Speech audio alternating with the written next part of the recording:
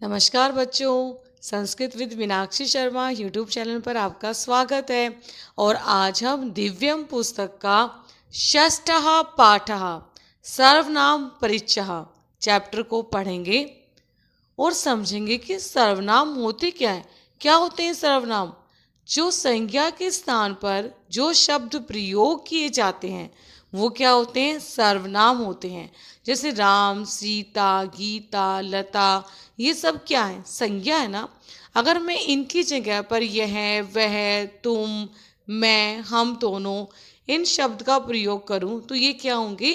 सर्वनाम होंगे। संस्कृत भाषा में 3 लिंग होते हैं, 3 वचन और 3 ही पुरुष होते हैं। अब पुरुष कौन से होते हैं? प्रथम पुरुष, मध्यम पुरुष और उत्तम पुरुष। और सबसे पहले मैंने आपको क्या दिखाया है? प्रथम पुरुष वाला मैंने बॉक्स आपको दिखाया है कि प्रथम पुरुष है क्या। सबसे पहले बेटा, प्रथम पुरुष जो होता है वो एक अन्य पुरुष होता है जिसके बारे में हम बातचीत कर रहे होते हैं। जैसे आप और आपकी मम्मा दोनों आपस में आपके फ्रेंड मोहित के बारे में बात कर रहे हैं, तो मोहित क्या है? वो अन्य पुरुष है जिसके बारे में बात हो रही है। और जो प्रथम पुरुष है उसका प्रयोग जो होता है वो तीनों लिंगों में होता है। अब वो चाहे मोहित हो सकता है, वो चाहे एक आम हो सकता है कि आपकी मम्मा आपको पूछे कि आपने आम खाया था, है ना। तो वो क्या, जब आप दोनों के बीच जो बात हो रही है, वो जिस टॉपिक को लेकर, जो आप जिस विषय को लेकर आप बात कर रहे हो, तो वो क्या है? अन्य पुरुष है। तो सबसे पहले देखो यहाँ पे तत्। तत् क्या है? वह। एतत् का मतलब यह, इदम का मतलब यह, किम का मतलब क्या। अब आपको ये शब्द दिए हुए हैं, कुछ समझ में नहीं आ रहा होगा भी है क्या ये। प्रथम पुरुष, ध्यान रखना, जो प्रथम पुरुष है वो तीनों ही लिंगों में प्रयोग होता है। प्रथम पुरुष पुल्लिंग में भी होगा, स्त्रीलिंग में भी होगा और नपुंसकलिंग में भी इसका प्रयोग होगा। सबसे पहले देखो तत्। तत् होता है वह। जब दूर के लिए कोई चीज होती है ना, दूर के लिए, तो उसके लिए हम तत् शब्द का प्रयोग करते हैं। एतत् और इदम दोनों सेम है। जैसे मैं बोलूं आपको कि भाई पुष्प का पर्यायवाची क्या है? फूल। ऐसे ही एतत् का पर्यायवाची क्या है? इदम। मतलब दोनों का मीनिंग ही यह होता है। और यह का प्रयोग जो होता है वो नजदीक के लिए होता है। और किम, किम का अर्थ होता है क्या। जब हम क्वेश्चन पूछते हैं तब हम किम के शब्द का प्रयोग करते हैं। अब आप जो ये प्रथम पुरुष है इसका आप तीनों वचनों में और तीनों लिंगों में इसका प्रयोग करना सीखोगे। पहला बॉक्स आपको समझ में आया? बेटा, इस चैप्टर को समझने से पहले हम एक बार ना इस तालिका को देखेंगे जो मैंने बनाई है। इसमें सर्वनाम शब्दों का प्रयोग कहा है। किसकी जगह पे? संज्ञा शब्दों की जगह पे। आपने पता है 3 वचन होते हैं, एक वचन, द्विवचन और बहुवचन। मैंने यहाँ पे संज्ञा शब्द लिख दिए, रामः, रामौ, रामः। ये मैंने पुल्लिंग के लिखे हैं। सेम ऐसे ही स्त्रीलिंग होगा और ऐसे ही नपुंसकलिंग होगा। अगर आप एक लिंग समझ गए ना तो स्त्रीलिंग और नपुंसकलिंग आपको अपने आप समझ में आ जाएगा। तो मैंने सर्वनाम शब्दों का प्रयोग किया। इस संज्ञा की जगह, रामः की जगह मैंने सह, रामौ, तौ, रामः, ते, इन सर्वनाम शब्दों का मैंने प्रयोग किया जो दूर के लिए प्रयोग होते हैं। जब कोई वस्तु दूर होती है तो उसके लिए हम सह, तौ, ते इन शब्दों का प्रयोग करते हैं। किसकी जगह पर? संज्ञा की जगह पर। अब आता है हमारा एतत्। एतत् होता है नजदीक के लिए। एषः, एषा, देखो दो आपको विसर्ग दिखाई दे रहे हैं। जो विसर्ग है ये किस में आती है? पुल्लिंग में आती है ना। एषः यह, एतौ ये दो, एते ये सब। और ये क्या होता है? नजदीक के लिए प्रयोग होता है ना। और देखो अयम, एक नया शब्द सीखोगे आप यहाँ पे, अयम, अयम, इमो, अयम, इमौ, इमे। अब ये देखो इन दोनों का अर्थ ही क्या होता है? यह होता है। एषः और अयम दोनों का ही मीनिंग यह है। एतौ और इमौ इन दोनों का मतलब ये दो है। एते और इमे इन दोनों का ही मतलब क्या है, ये सब मतलब ये इसी का ही पर्यायवाची शब्द है। जैसे मैं बोलूं फूल, फूल का पर्यायवाची क्या होगा, पुष्प, पर्यायवाची शब्द है ना ये। तो सेम ऐसे ही इन दोनों का मीनिंग क्या होगा, सेम होगा। फिर हम क्वेश्चन पूछते हैं, तो उस क्वेश्चन के लिए कहा, कौन, कऊ, कौन दो, के, कौन सब, इन शब्दों का प्रयोग हुआ।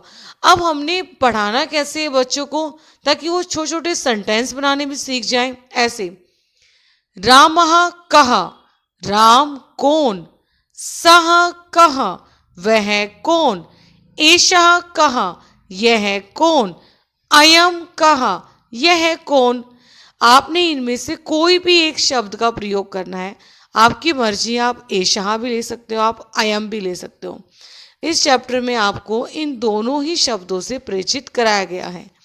ऐसे रामौ कौ, दो राम कौन, तौ कौ, वे दो कौन, एतौ कौ, ये दो कौन, इमौ कौ, ये दो कौन। रामः के, वे सब राम कौन, या दो से ज्यादा राम कौन। ते के, वे सब कौन। एते के, ये सब कौन। इमे के, ये सब कौन। हम पूरे चैप्टर को ही ऐसे पढ़ेंगे। जब हम चैप्टर को ऐसे पढ़ेंगे ना सेंटेंस बना के, तो धीरे धीरे हमें पता ही नहीं चलेगा कि हम सेंटेंस बनाना सीख गए, चैप्टर को पढ़ते पढ़ते ही। जैसे को मैंने यहाँ कुछ सेंटेंस बनाए, आपके ऐसे बन जाएंगे। रामः कहा, राम कौन, रामौ कौ, दो राम कौन, रामः के, दो से ज्यादा राम कौन। और यही मैंने यहाँ सर्वनाम शब्दों से बनाए और यही मैंने एषः शब्दों से बनाए। देखो आप अपने आप सीख जाओगे अगर आप पूरे चैप्टर को ऐसे पढ़ोगे। तो अगर आपको पुल्लिंग समझ में आ गया ना अच्छे से, तो स्त्रीलिंग और नपुंसकलिंग तो अपने आप ही आ जाएगा। बस ध्यान क्या रखना आपने कि सहा, तौ, ते, इनका प्रयोग जो होता है वो दूर के लिए होता है। जो वह होते हैं ना, उनका दूर के लिए होता है। और नजदीक के लिए एषा और अयम, इन सब का प्रयोग होता है, इन शब्दों का प्रयोग होता है। ठीक है बेटा। अब बेटा प्रथम पुरुष को समझने के बाद अब हम मध्यम पुरुष को समझते हैं। मध्यम पुरुष अर्थात युष्मद, तुम, जहां आप आपस में बात कर रहे होते हो, इसमें एक क्या होता है, बोल रहा होता है, और दूसरा क्या होता है, सुन रहा होता है। जो सुन रहा है ना आपकी बात को, वो क्या है, मध्यम पुरुष है, जिसको हम बोलते हैं श्रोता। श्रोता अर्थात सुनने वाला, जो आपकी बात को सुनता है। जैसे आप और आपकी मम्मा बात कर रहे हो, आपकी मम्मा आपको कुछ समझा रही है, तो आप उनकी बात को क्या कर रहे हो, सुन रहे हो ना। तो आप क्या हुए, श्रोता हुए, आप मध्यम पुरुष हुए आप, क्योंकि आप उनकी बात को सुन रहे हो। और उत्तम पुरुष का मतलब होता है मैं, ये बोलने वाला जो होता है, जो बोलता है ना, उसको हम क्या कहते हैं, उत्तम पुरुष। और जो सुन रहा होता है उसको हम क्या कहते हैं, मध्यम पुरुष। और जिसके बारे में बात हो रही होती है उसको हम क्या बोलते हैं, प्रथम पुरुष। और प्रथम पुरुष को दूसरे किस नाम से जाना जाता है, अन्य पुरुष। जैसे मैं आपको बोलूं कि राम ने सीता को कहा, तुम्हें पता है कल गीता बीमार हो गई थी। अब राम ने किसको कहा, सीता को कहा। तो राम क्या है यहाँ पे, कर्ता है। राम क्या है यहाँ पे, उत्तम पुरुष है। और किससे कहा, सीता से कहा। तो सीता का है यहाँ पे मध्यम पुरुष है, मतलब श्रोता है। किसके बारे में कहा, गीता के बारे में कहा। तो गीता क्या है यहाँ पे, अन्य पुरुष है। अगर बेटा आपको ये चीज़ें समझ में आ गई ना, तो चैप्टर आपको अपने आप ही समझ में आ जाएगा। तो सबसे पहले पढ़ेंगे हम प्रथम पुरुष के बारे में।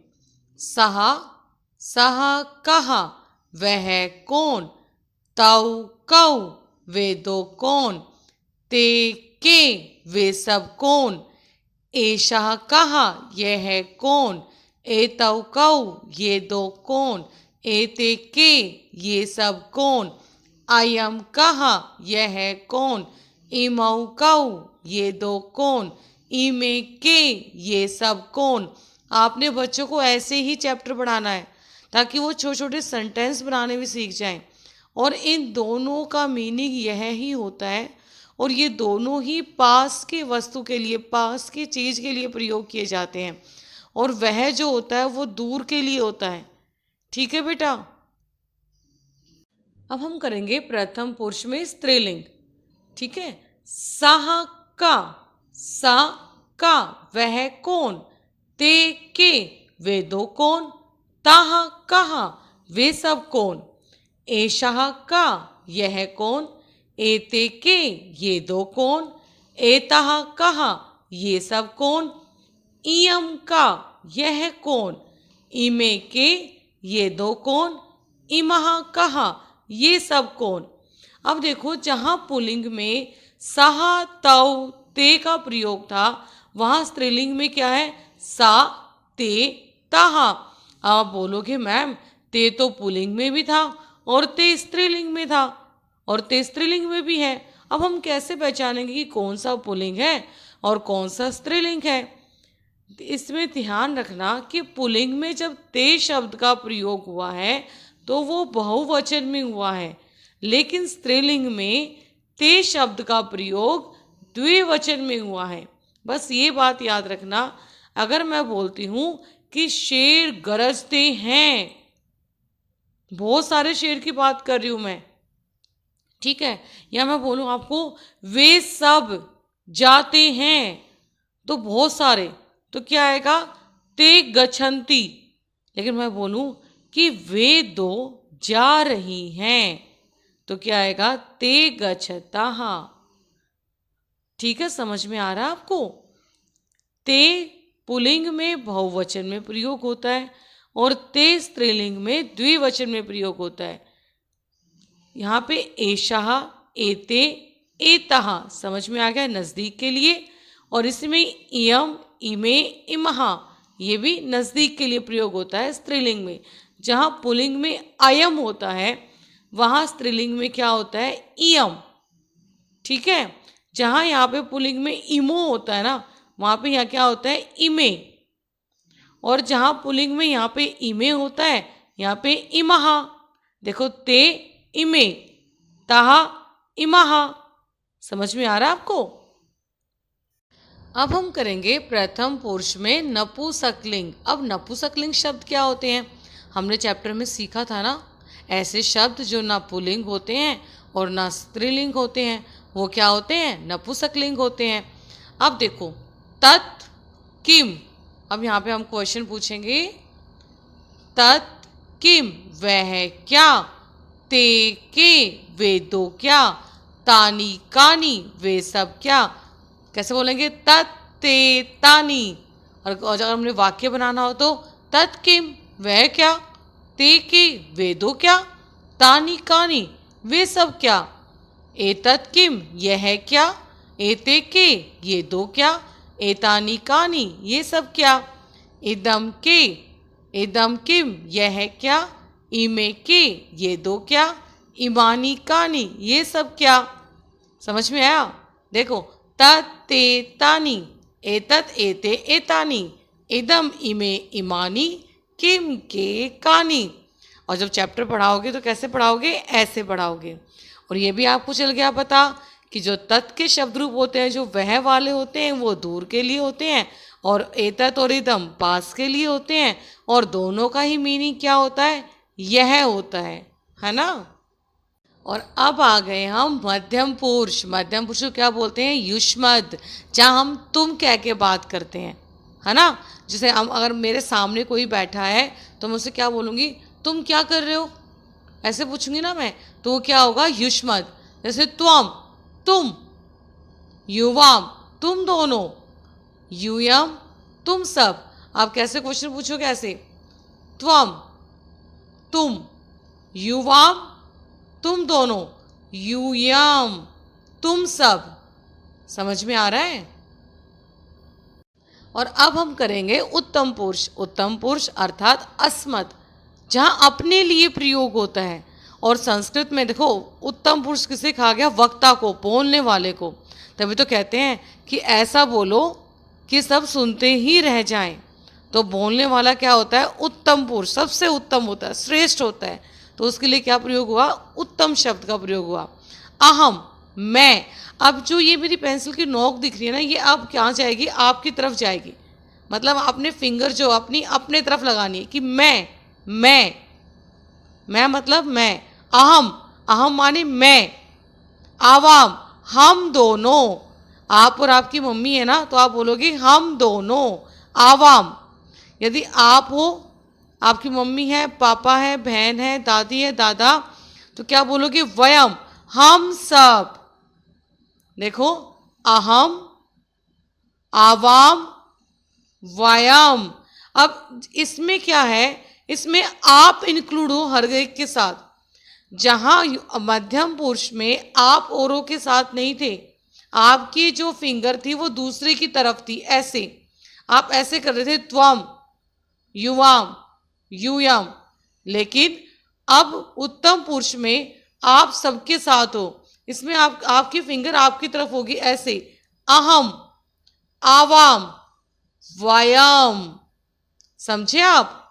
तो लेकिन एक बात और ध्यान रखनी है आपने कि प्रथम पुरुष जो होता है उसमें तीनों लिंगों में प्रयोग होता है। प्रथम पुरुष, स्त्रीलिंग, पुल्लिंग और नपुंसकलिंग, इन तीनों लिंगों में प्रथम पुरुष का प्रयोग होता है।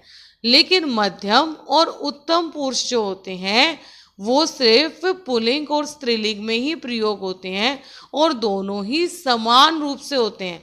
मतलब त्वम शब्द का प्रयोग आप लड़के के लिए भी कर सकते हो, आप लड़की के लिए भी कर सकते हो, है ना। आप लड़के को ही पूछ सकते हो तुम क्या कर रहे हो, और आप लड़की के से ही पूछ सकते हो तुम क्या कर रही हो, है ना। तो ये ध्यान रखना आपने कि मध्यम पुरुष और उत्तम पुरुष के जो शब्द हैं उनका आप लड़का और लड़की दोनों के लिए ही प्रयोग कर सकते हो, और इन दोनों का प्रयोग ही सिर्फ दो लिंगों में होता है, पुल्लिंग और स्त्रीलिंग। नपुंसकलिंग में इनका प्रयोग नहीं होता। क्या आप आम से पूछोगे तुम कौन हो, क्या आम आपको आंसर देगा? नहीं देगा ना, क्योंकि वो क्या है, नपुंसकलिंग है। ठीक है, अब हम करेंगे प्रथम पुरुष के कुछ सेंटेंस करेंगे हम, लेकिन आप तो पहले ही सीख गए हो क्योंकि मैंने तो आपको पहले ही बता दिए थे। अब देखो यहाँ पे, सह कहा, सह माने वह, कहा माने कौन, वह कौन। सह बाल कहा, वह बालक। तौ कौ, वे दो कौन, तौ बाल कहू, वे दोनों बालक। ते के, वे सब कौन, ते बाल कहा, वे सब बालक। तो एतत् सर्वनाम शब्द के स्थान पर इदम सर्वनाम शब्द का भी प्रयोग किया जा सकता है। एषः के स्थान पर अयम, समझाया था ना मैंने, ये इसी का ही पर्यायवाची है। दोनों का मीनिंग ही यह होता है। अब हम बढ़ते हैं आगे। एषः सिंहः, एषः सिंहः, एषः माने यह और सिंहः माने शेर। एतौ सिंहौ, ये दो शेर। एते सिंहः, ये सब शेर। अयम सिंहः, यह शेर। इमौ सिंहौ, ये दो शेर। इमे सिंहः, ये सब शेर। अच्छा देखो, यहाँ पे दिया हुआ है मध्यम पुरुष और उत्तम पुरुष, उभयलिंग। उभयलिंग का मतलब होता है दोनों लिंगों में प्रयोग। समझे आप? मध्यम पुरुष और उत्तम पुरुष, उभयलिंग मतलब क्या होता है, दोनों ही लिंगों में इनका प्रयोग। मतलब आपके पास जो सेंटेंस दिखाई देंगे वो प्रथम मध्यम पुरुष और उत्तम पुरुष के सेंटेंस होंगे। मध्यम पुरुष में क्या है, क्वेश्चन को पूछा गया है, और उत्तम पुरुष में क्या है, आंसर को दिया गया है। त्वम कहा, तुम कौन। युवाम कौ, तुम दोनों कौन। यूयम के, तुम सब कौन, है ना। अब देखो, दोबारा देखो, त्वम कहा, तुम कौन। अहम सैनिकः, मैं सैनिक। क्वेश्चन कैसे पूछा गया, तुम कौन, आंसर कैसे मिला, मैं सैनिक। युवाम कौ, तुम दोनों कौन। आवाम सैनिकौ, हम दोनों सैनिक। यूयम के, तुम सब कौन। वयम सैनिकः, हम सब सैनिक। अब देखो, पेंसिल की जो नोक है, जो आपकी फिंगर है, जब वो क्वेश्चन पूछ रही है तो वो दूसरे की तरफ जा रही है, ऐसे लेकिन जब आप आंसर दे रहे हो तो आपकी फिंगर आपकी तरफ जा रही है ना। तो जब आपकी फिंगर आपकी तरफ जाए तो उत्तम पुरुष, और जब आपकी फिंगर जो है वो आपके सामने वाले के पास जाए तो मध्यम पुरुष, और जब आपकी पेंसिल ऐसे जाए कोई कहीं भी हो तो वो क्या है, अन्य पुरुष, जिसके बारे में बात हो रही है। समझ में आया। अब हम आगे चलते हैं स्त्रीलिंग शब्दों में। त्वम का, तुम कौन, अहम कन्या, मैं लड़की। युवाम के, तुम दोनों कौन, आवाम कन्ये, हम दोनों लड़की या हम दोनों बालिका। यूयम कहा, तुम सब कौन, वयम कन्या, हम सब कन्या हैं, हम सब बालिका हैं, हम सब लड़की हैं। समझ में आया बेटा। अस्मद और युष्मद सर्वनाम शब्दों का प्रयोग नपुंसकलिंग में नहीं किया जाता। अब देखो, आपको एक नई चीज़ और सिखाई आपको चैप्टर में, जहाँ चैप्टर में आपको प्रथम पुरुष, मध्यम पुरुष, उत्तम पुरुष आपको सिखाया और साथ ही उनके सर्वनाम शब्द आपको सिखाए। आप सहा, एषहा, अयम, इन शब्दों से आप परिचित हुए। वहीं उन्होंने आपको एक शब्द से और प्रयोग कराया, वो क्या है, यत। यत सर्वनाम शब्द है जिसका प्रयोग जो के लिए किया जाता है। और देखो सेम आपने कुछ ऐसा नहीं है कि आपको याद ना हो। देखो पुल्लिंग में क्या था, सहा तौ ते स्त्री, और यहीं पे यत में क्या हो जाएगा, यह यौ ये। एक ही देखो, एक ही धुन जा रही है, यह यौ ये। यह माने होता है जो लड़का, यौ जो दो लड़के, ये जो सब लड़के। सिर्फ आपको यहाँ परिचय दिया उन्होंने यत शब्द का। या, ये, यहाँ, या जो लड़की, ये जो दो लड़कियां हैं, यहाँ जो सब लड़कियां हैं। देखो, और उसमें क्या था, सा, ते, ताहा, सेम साउंड जा रहा है। देखो, या, ये, यहाँ। और नपुंसकलिंग में क्या था, तत्, ते, तानी।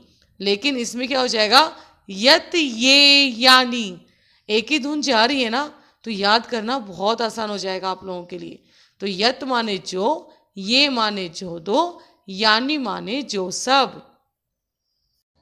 बेटा अब इस चैप्टर का हमारा अनुवाद पूर्ण हुआ और अब हम क्या करेंगे, अभ्यास। तभी तो हमें चलेगा पता ना कि हमें कितना आता और कितना नहीं आता है।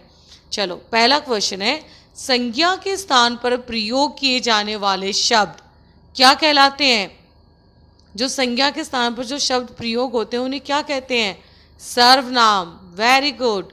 अस्मद के रूप स्त्रीलिंग और पुल्लिंग में समान लिखे जाते हैं। मैंने कहा था ना, अस्मद और युष्मद का प्रयोग दोनों ही लिंगों में समान रूप से होता है। यह सर्वनाम शब्द की संस्कृत डैश दोनों में होती है। कौन सा है यहाँ पे, अस्मद तो मैं हो गया, ठीक है, मतलब इसका प्रयोग तो वक्ता के लिए होता है, युष्मद श्रोता के लिए आता है। तो क्या बचा, एतत् और इदम। तो इसका तो एतत् का मतलब भी यह होता है और इदम का मतलब भी यह होता है, तो हम इस पे टिक करेंगे। युष्मद के रूप डैश के लिए प्रयोग किए जाते हैं। किसके लिए होते हैं युष्मद के प्रयोग, किसका, श्रोता के लिए। श्रोता मतलब सुनने वाला, जो हमारी बात को सुनता है उसके लिए युष्मद शब्द का प्रयोग होता है। क्वेश्चन नंबर 2 ने कहा कि भाई हमने आपको कुछ संस्कृत शब्द दिए हैं, आपने उसका हिंदी में मीनिंग बताना है। सहा, सहा का मतलब वह, त्वम तुम, युवाम तुम दोनों, अहम मैं, वयम हम सब, तौ वे दो। क्वेश्चन नंबर 3 में आपने मैचिंग करना है, लेकिन इस क्वेश्चन को करते हुए आपको ध्यान रखना, देखो है तो ये सारे प्रथम पुरुष है ना, लेकिन आपने ध्यान रखना है कि लिंग कौन सा है, पुल्लिंग है, स्त्रीलिंग है, नपुंसकलिंग है। यहाँ पे तीनों लिंग दिए हुए हैं और तीनों ही लिंगों के यहाँ पे सर्वनाम भी दिए हैं। तो आपने सर्वनाम को मैच करते समय ध्यान रखना है कि वो पुल्लिंग का है, तो अगर संज्ञा पुल्लिंग है तो सर्वनाम भी उसी का ही आएगा। समझे आप, जैसे सहा बाल कहा, सा क्या है, स्त्रीलिंग है ना, तो सा सेविका, सेविका कौन होती है? दासी, नौकरानी। एषः यह है, तो क्या आएगा? कृषकः। कृषकः का मतलब होता है किसान, जो खेतों में काम करता है। तत् तत् तत् का मतलब क्या होता है? वह। पुस्तकम मतलब किताब। एतत् पत्रम, पत्रम क्या होता है? पत्ता, या जो आपको ये लेटर आता है ना, चिट्ठी जो होती है, उसके लिए भी हम पत्रम शब्द का प्रयोग करते हैं। क्वेश्चन नंबर 4 है कि आपने चित्र को देखकर बताना है कि वो नज़दीक है या दूर है। इस चैप्टर में हमने यही तो पढ़ा है कि नज़दीक वाले सर्वनाम शब्द कौन से हैं और दूर वाले कौन से हैं। जितने भी यह वाले होते हैं ना, एषः, एतौ, एते, तो ये सब क्या होते हैं? नज़दीक के लिए होते हैं। इमम, इमे, इमहा, तो ये नज़दीक के लिए हैं। और सहा, तौ, ते, ये दूर के लिए प्रयोग होते हैं। तो आपने चित्र में देखना है और बताना है कि किस शब्द का प्रयोग होगा। देखो यहाँ पे एक बच्चा जो है वो हाथी को टच कर रहा है ना, तो क्या आएगा यहाँ पे? एषः, एषः गजः, यह है हाथी। अब इस बच्चे से घड़े जो हैं वो दूर है ना, और कितने घड़े हैं? 1 2, द्विवचन है ना, 2 है ना, तो क्या आएगा? तौ, तौ घटौ, ये 2 घड़े। अब इस बच्चे से 2 लड़कियां हैं या औरतें हैं, वो क्या दूर है ना उससे, तो क्या आएगा? ते महिले, वे 2 महिला। अब देखो कलिका, कलिका क्या होती है? जब फूल खिलने से पहले जो वो बंद होते हैं ना बिल्कुल, तो उसे क्या बोलते हैं? कली। तो कली कितनी है? देखो 1 2 3 4 5 6 7, अरे तो बहुत ज़्यादा है, 2 से ज़्यादा है ना, तो क्या है? बहुवचन। तो क्या आएगा? तहा, वे सब कली। अब इसने फूल को टच किया हुआ है ना, तो क्या आएगा? एतत्, एतत् पुष्पम, यह है फूल। अब चक्कर कितने हैं? 1 2 3, 2 से ज्यादा है, बहुवचन हो गया। और इस बच्चे ने इसको टच भी किया हुआ है, तो क्या आएगा? एतानी, ये सब पहिए। और ये वेरी इंपॉर्टेंट क्वेश्चन है। और आपने क्या करना है, क्योंकि देखो छोटे बच्चे हैं, क्लास 5th में आए, वो फर्स्ट टाइम संस्कृत सीख रहे हैं, तो आपने ऐसे टेबल बना के उनको देनी है, ऐसे ही डैश करके, ताकि बच्चों को याद हो जाए। पहले पुल्लिंग शब्दों की देना, फिर स्त्रीलिंग की देना, और फिर नपुंसकलिंग की। क्योंकि प्रथम पुरुष थोड़ा टफ है, मध्यम और उत्तम क्या है? आसान है। क्योंकि प्रथम पुरुष में क्या है, उसको तीनों लिंगों में बताया गया है ना, अलग अलग तरीके से। तो आपने सिर्फ इतना ही ध्यान रखना कि बच्चों को ऐसी टेबल बना के देनी है, अलग अलग शब्द को चेंज करके, सर्वनाम शब्दों को चेंज करके। जैसे यहाँ पे ये डैश दिया है, तव पे डैश दिया है, आप सहा पे डैश दे दो जब बच्चों की आप रिवीजन कराओ। तो देखो यहाँ पे क्या है, यहाँ पे कुछ उन्होंने सर्वनाम शब्द दिए जो प्रथम पुरुष के ही हैं और तीनों लिंगों में है, पुल्लिंग, स्त्रीलिंग और नपुंसकलिंग में। और आपने क्या करना है, उस पंक्ति को आपने पूरा करना है। जैसे सहा पुल्लिंग में है, सहा तौ ते, स्त्रीलिंग में सा ते ताहा, और फिर पुल्लिंग में क्या आएगा? एषः, एतौ, एते। स्त्रीलिंग में एषा दिया हुआ ना, तो एते, एताः। नपुंसकलिंग में के दिया हुआ है, तो किम, के, कानि। पुल्लिंग में अयम, अयम, इमौ, इमे। स्त्रीलिंग में इयम, इमे, इमः। अब इसमें क्या है कि लिंग के अनुसार आप अलग अलग लिखिए। जो आपका सेल्फ असेसमेंट है, इसमें आपको कुछ शब्द दिए जो आपको पुल्लिंग, स्त्रीलिंग और नपुंसकलिंग तीनों ही लिंगों में दिए हैं, संज्ञा शब्द भी और सर्वनाम शब्द भी। आपने क्या करना है, 3 कॉलम बनाने हैं आपने, एक में पुल्लिंग, एक में स्त्रीलिंग और एक में नपुंसकलिंग लिखना है। आप ते आप किस में डालोगे? आप पुल्लिंग में भी डाल सकते हो, स्त्रीलिंग में भी और नपुंसकलिंग में भी, क्योंकि पुल्लिंग में इसका प्रयोग बहुवचन में होता है और स्त्रीलिंग और नपुंसकलिंग में इसका प्रयोग द्विवचन में होता है। तो आपकी मर्जी, आप इसमें किस में डाल रहे हो? आप इसे पुल्लिंग में, ठीक है। ताहा स्त्रीलिंग में, तानी नपुंसकलिंग में, सहा पुल्लिंग में, तत् नपुंसकलिंग में, सा स्त्रीलिंग में, धनम नपुंसकलिंग में, जलम नपुंसकलिंग में, दुग्धम नपुंसकलिंग में, शाकम नपुंसकलिंग में, शाकम होती है सब्जी, दुग्धम होता है दूध, फलम नपुंसकलिंग में, अन्नम नपुंसकलिंग में, और पवनः पुल्लिंग में। अब वैल्यू बेस्ड क्वेश्चन है आपका मूल्य पर। यदि आपकी कक्षा की जो अध्यापिका है उसने 5 बच्चों का एक समूह बनाया और आपको आपको वो समूह उन्होंने दे दिया और कुछ काम दिया गया आपको कि आपने इस समूह में इस काम को करना है और आपने उसको उस समय पर आपने समाप्त भी कर दिया। अब जब उस काम को समाप्त करने के बाद आप अपने अध्यापिका से क्या कहोगे? आपने आम और ना में आंसर देना है। आम मतलब यस और ना मतलब नो। अध्यापिका के पास जाकर कहोगे कि ये कार्य मैंने किया है? नहीं ना, तो क्या आएगा? ना। अध्यापिका के पास जाकर अपने और अपने एक मित्र के बारे में कहोगे कि आप दोनों ने, मतलब आवाम, आप दोनों ने किया है? नहीं ना। अध्यापिका के पास जाकर कहेंगे कि हम सब ने मतलब वयम मिलकर काम किया है, तो क्या आएगा? आम। अगर आपको ये चैप्टर समझ में आया हो, ये चैप्टर बच्चों के लिए बहुत ज़रूरी है क्योंकि 5th की क्लास में ये चैप्टर जो है वेरी इंपॉर्टेंट है, क्योंकि इसमें बच्चे जो हैं वो सर्वनाम शब्दों से परिचित हो रहे हैं। तो इस चैप्टर को आपने ध्यान से उनको पूरी वीडियो को सुनाना है, समझाना है। और अगर आपको ये वीडियो पसंद आई तो मेरे इस चैनल को लाइक, सब्सक्राइब और शेयर ज़रूर करना। धन्यवाद।